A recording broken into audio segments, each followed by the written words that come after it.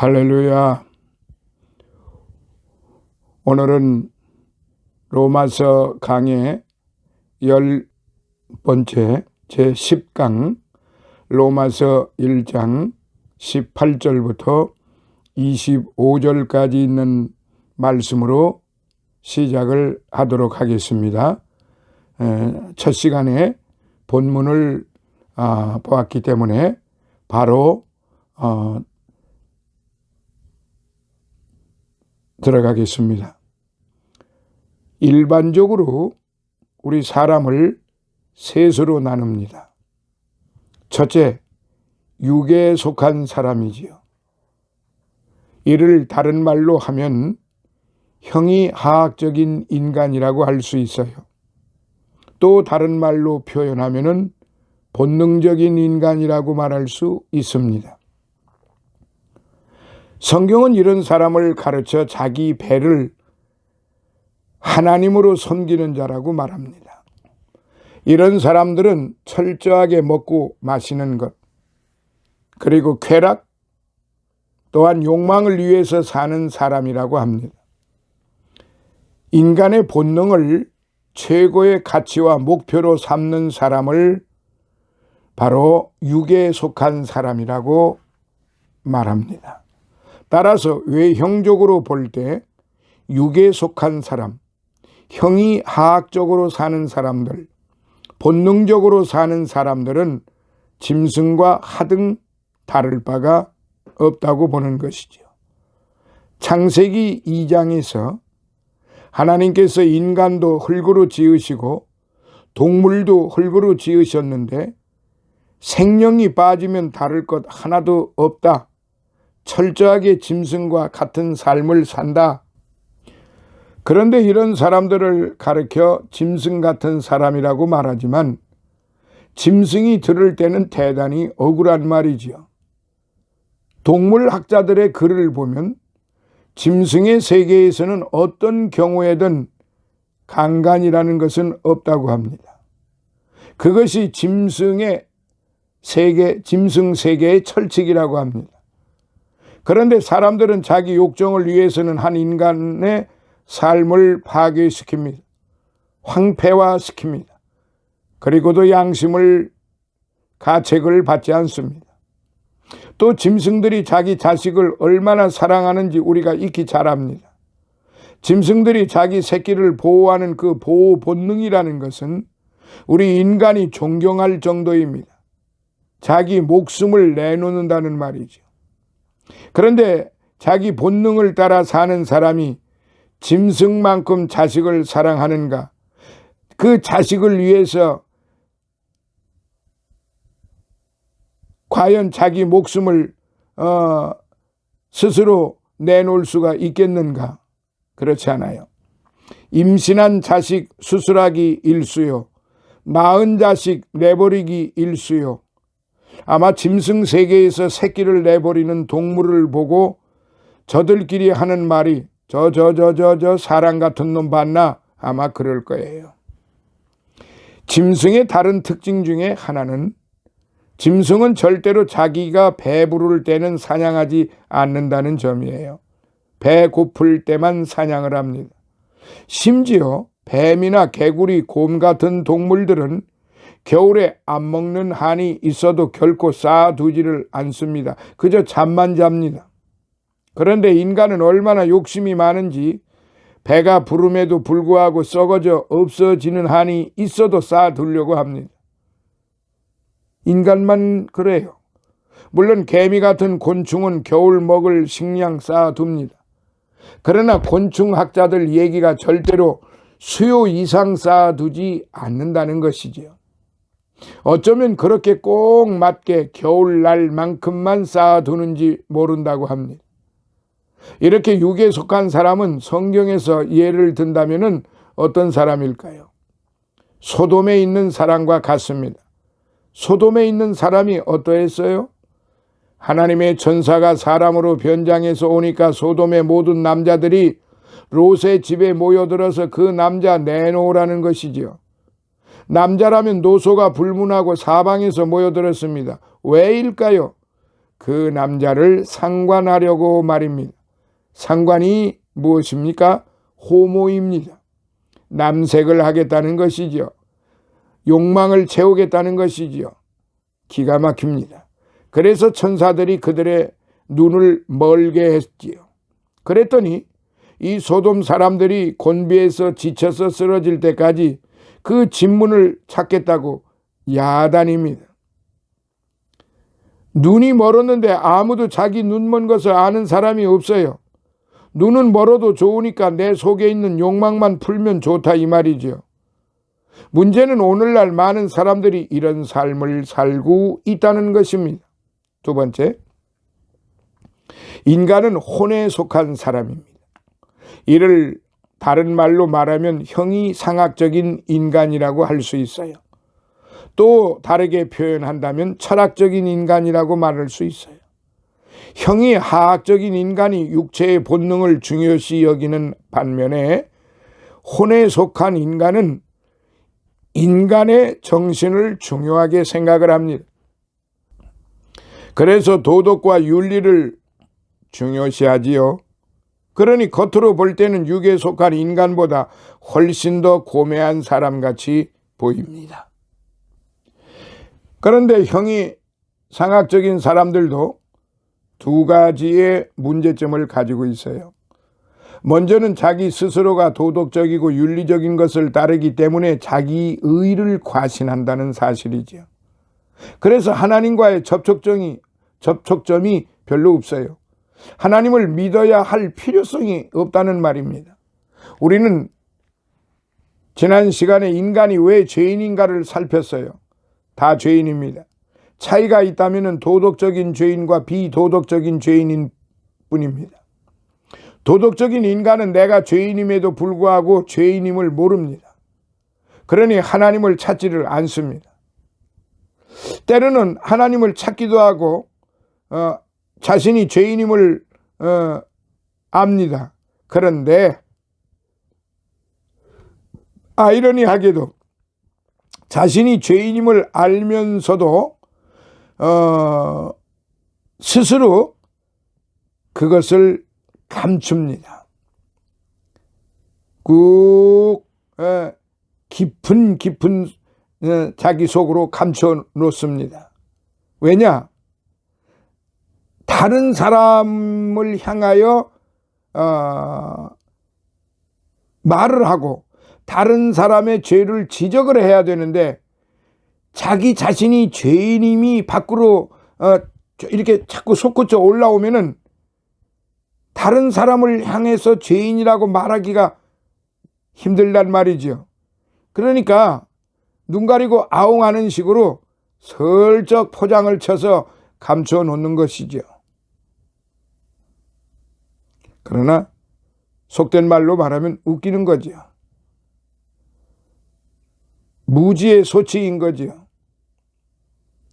그러니 하나님을 알지를 못하고 찾지를 않고 믿지도 않고 경배하지도 아니하고 찬양하지도 않습니다. 하나님의 말씀을 자기의 어떤 도덕과 이성으로서 자기의 논리와 도덕으로서 표현을 하려고 하는 것뿐입니다. 그거를 깨달지를 못하는 거지요. 두 번째로 도덕과 윤리라고 하는 것은 세상에 영향을 미치기는 하지만 세상을 변화시키는 생명이 되지는 못합니다. 오늘날 우리 삶을 보세요. 우리 시대를 보세요. 가면 갈수록 더 악해지잖아요. 가면 갈수록 윤리가 깨지고 도덕이 깨지고 가면 갈수록 더 흉폭해지잖아요. 아이가 어른을 대하기를 그야말로 우습게 대하고 어른이 아이를 대하기를 그야말로 무시하고 그러니까 뒤죽박죽이다 이 말이죠. 그런데도 여전히 이 사람들은 이런 형이상학적인 이런 도덕적이고 윤리적인 사고를 가지고 있는 사람들은 여전히 자신을 속이고 남의 잘못만을 들춰내는 사람들이죠.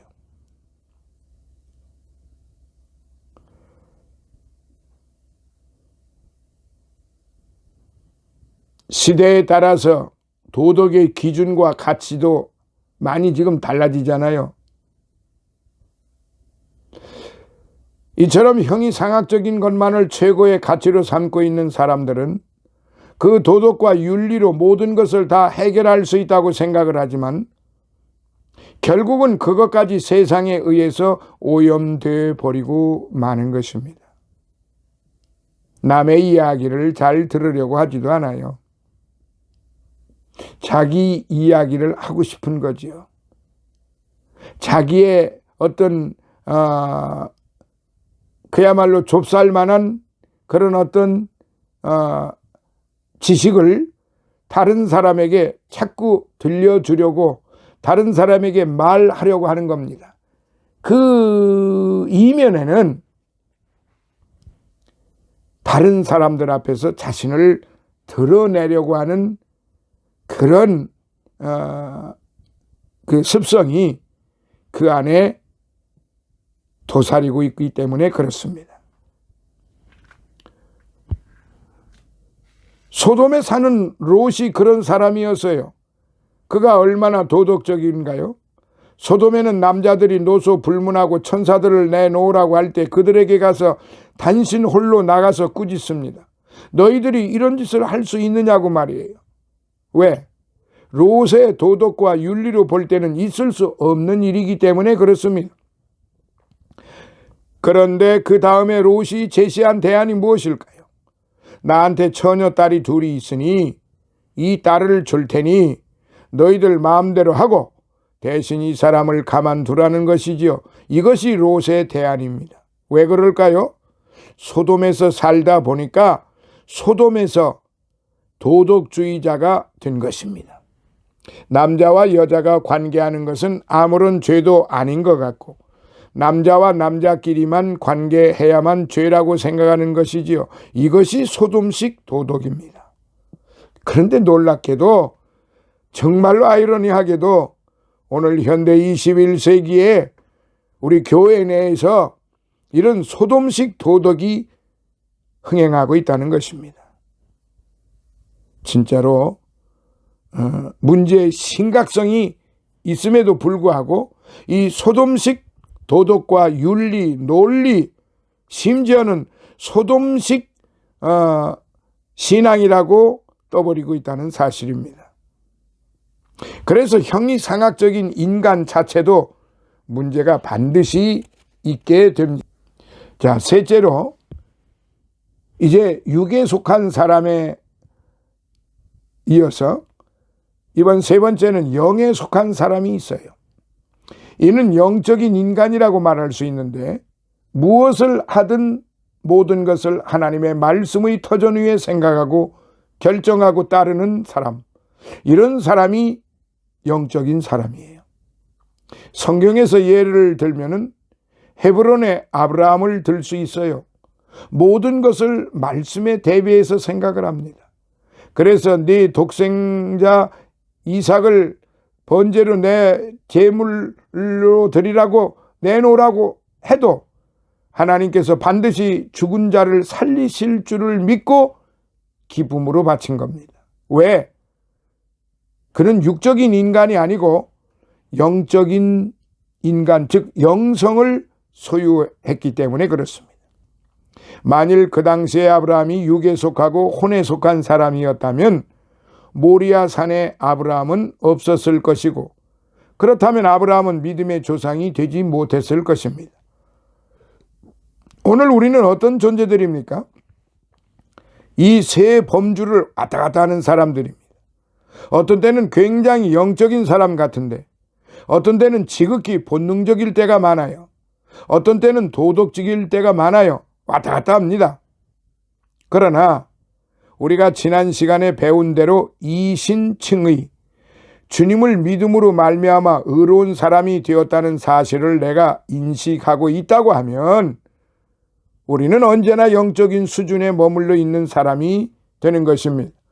이것을 바로 깨우쳐 주기 위해서 본문 18절부터 25절까지는 이처럼 본능적으로 자기의 욕망만을 추구하며 사는 사람들의 결과가 어떻게 되는가를 우리에게 보여주고 있고, 또 로마서 2장은 혼에 속한 사람, 도덕적인 사람의 말로가 어떤가를 보여주고 있는 것입니다. 자, 오늘 살펴볼 18절로부터 25절, 그 내용이 뭔가 하면 이처럼 본능적인 삶을 살아가는 육에 속한 인간들, 그들에 대한 하나님의 진노와 그 내용이 어떠한가를 보여주고 있습니다. 자, 첫 번째, 그러면 그런 사람들에게 대한 하나님의 진노가 어떤가요? 18절을 보면 이렇습니다. 하나님의 진노가 불의로 진리를 막는 사람들의 모든 경건치 않음과 불의에 대하여 하늘로조차 나타나나니. 그렇게 기록이 되어 있죠. 그런 불의로 진리를 막는 사람들, 이들이 바로 본능적인 삶을 사는 사람입니다. 그래서 그들에게 하나님의 진노가 임하는 거예요. 하나님의 진노라고 하는 단어로부터 본문이 시작이 됩니다. 여러분이 아시다시피 로마서 성경은 예수 그리스도로 인한 구원의 성경입니다. 하나님의 사랑을 강조한 책이란 말이에요. 그런데 하나님의 사랑을 강조한 책의 1장에 하나님의 진노를 굉장히 강조하고 있어요. 신약에서는 하나님의 사랑을 강조합니다. 어느 정도로 강조하는가 하니 자기의 독생자를 십자가에 죽이기까지 사랑한 주님의 사랑을 강조하고 있습니다. 그런데 구약은 어떤가요? 진노하시는 하나님, 진멸하시는 하나님, 심판하시는 하나님을 강조합니다. 그렇다고 하면 구약에서 진노하시는 하나님과 신약에서 사랑하시는 하나님, 이 두 하나님이 다른 하나님인가요? 아니면 하나님이 변하셨나요? 초대 교회에 마르시온이라고 하는 이단이 있었어요. 이 이단이 하나님의 사랑을 자꾸 강조하다 보니까 진노하시는 하나님이 있을 수 없다고 했어요. 그래서 구약의 하나님과 신약의 하나님과는 틀리다고 얘기했어요. 그래서 성경에서 구약 성경을 인정하지 않았어요. 이것은 성경이 아니라는 거예요. 그래서 신약 중에서 사복음과 바울이 썼던 로마서 같은 서신만 성경이라고 주장합니다. 나머지는 필요 없다는 거예요. 바로 이 이단 때문에 교회가 모여서 성경을 66권을 정경화하기 시작한 겁니다. 그러면 정말 마르시온 얘기처럼 진노하시는 하나님과 자기 아들을 우리에게 주시는 하나님은 다른 하나님일까요? 결단코 그렇지 않습니다. 똑같은 하나님이십니다. 그런데 왜 진노하시는 하나님과 사랑하시는 하나님의 그 양 모습을 우리에게 보여주시는가요? 중요한 것은 하나님의 진노를 알지 못하면, 바꾸어 말하면 진노하시는 하나님에 대한 바른 이해가 없으면 하나님의 사랑을 절대로 이해할 수 없기 때문이에요. 하나님은 죄에 대해서 단호하신 분이에요. 하나님은 죄에 대해서 진노하시는 분이에요. 하나님은 절대로 죄와 함께 하시는 분이 아니에요. 그래서 하나님께서는 죄에 대해서 언제든지 진노하십니다. 그 하나님의 속성을 구약을 통틀어서 보여주고 계신 것입니다. 그런데 그 진노하시는 하나님께서 그럼에도 불구하고 우리 같은 죄인을 선택하시고 자기의 아들을 진노의 제물로 삼으시고 제물로 죽이시고 대신 우리를 용서하셨다는데, 이게 우리 인간적으로, 우리 세상적으로 살아가는 사람들이 이게 이해가 됩니까? 죽었다 깨나도 이해 못해요.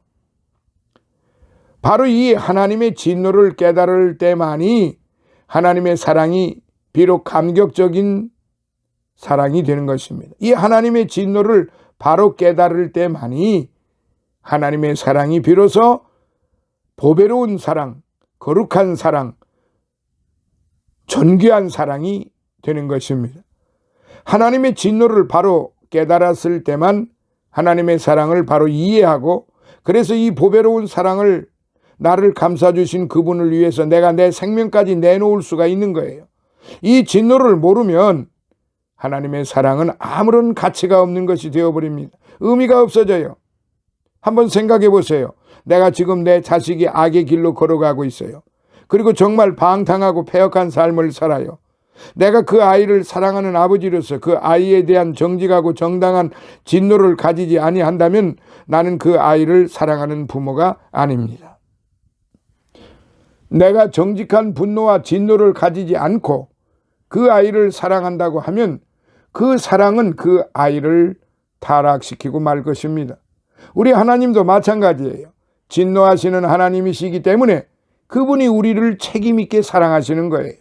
따라서 어떤 종파든지 교파든지 하나님의 사랑을 강조하기 위해서 하나님의 진노와 심판과 지옥을 말하지 않고 가르치지 않고 인정하지 않는다면 그것은 절대로 비성경적이고 그들이 가르치는 가르침은 이설인 것입니다.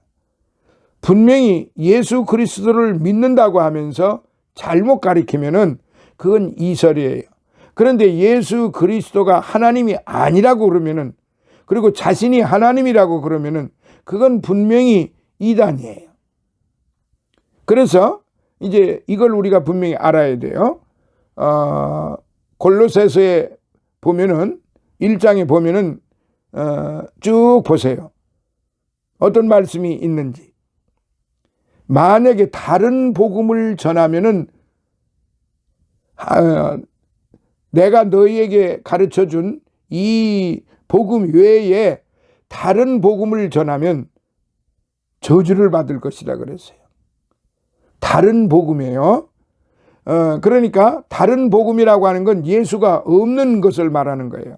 예수님이 없는 걸 말하는 거예요. 그러니까 예수님이 하나님이 아니시라는 것, 우리의 구세주가 아니시라는 것, 그리고 자신이 예수라고 하는 것. 그러면 자신이 예수라고 하니까 그건 백발백중 이단이잖아요.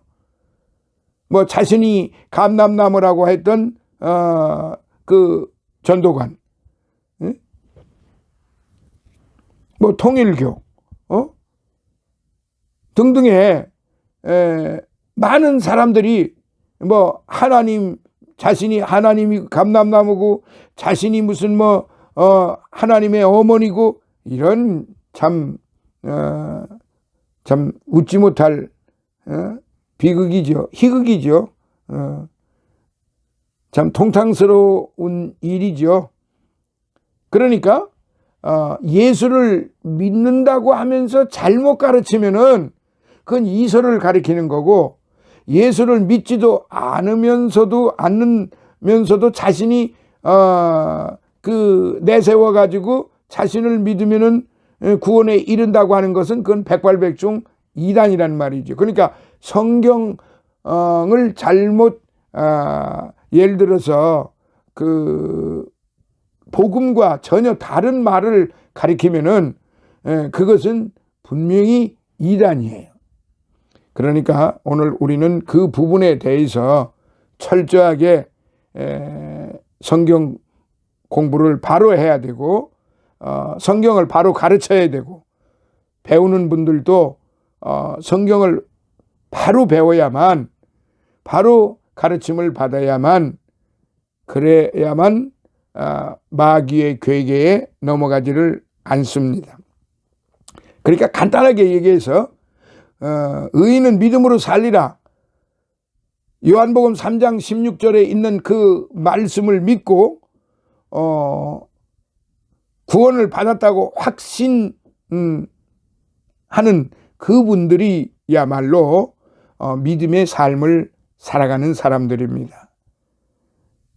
오늘은 10강 여기서 마무리 짓도록 하겠습니다. 다음 시간에 이제 요걸 좀 더 구체적으로 이제 인간의 그 세 부분에 대해서 다음 11번째 강의 11강에서는 첫째 육에 속한 사람, 소돔과 같은 사람, 둘째 인간은 혼에 속한 사람인데 롯과 같은 사람들, 셋째 영에 속한 사람들을 즉 아브라함 같은 사람들인데 이 부분에 대해서 좀 더 구체적으로 말씀을 드리고 마무리하도록 그렇게 하겠습니다. 감사합니다. 할렐루야.